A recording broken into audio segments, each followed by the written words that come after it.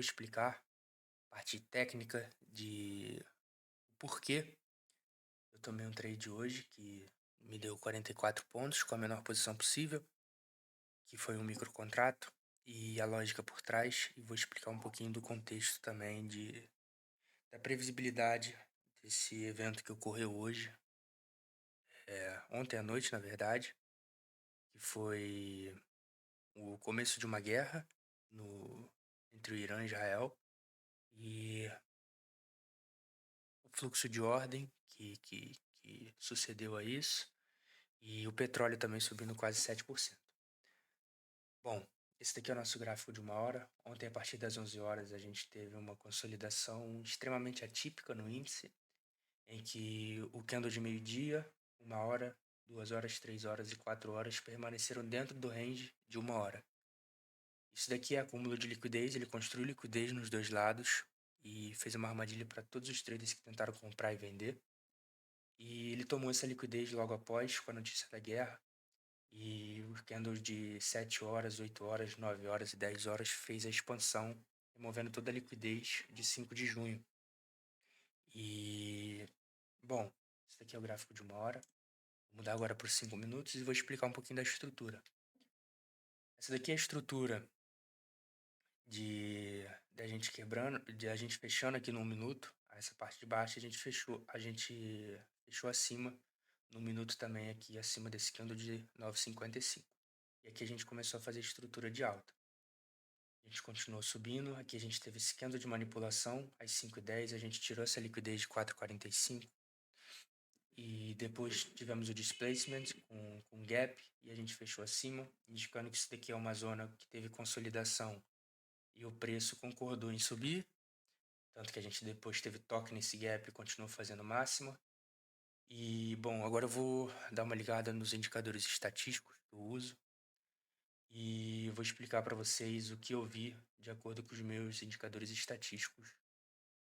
Bom, no 15 minutos, essa zona verde e essa zona azul são zonas de manipulação e distribuição.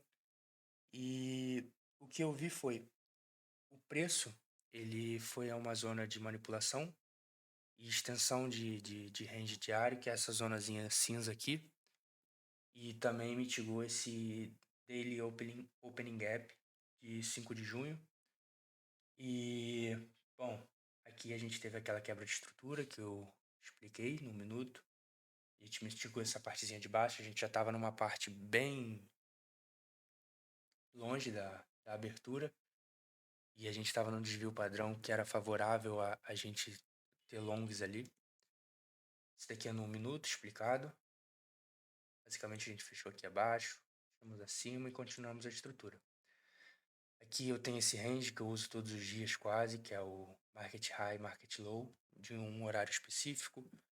É um indicador, isso daqui não tem nada de desenhado, isso daqui é um indicador que eu uso.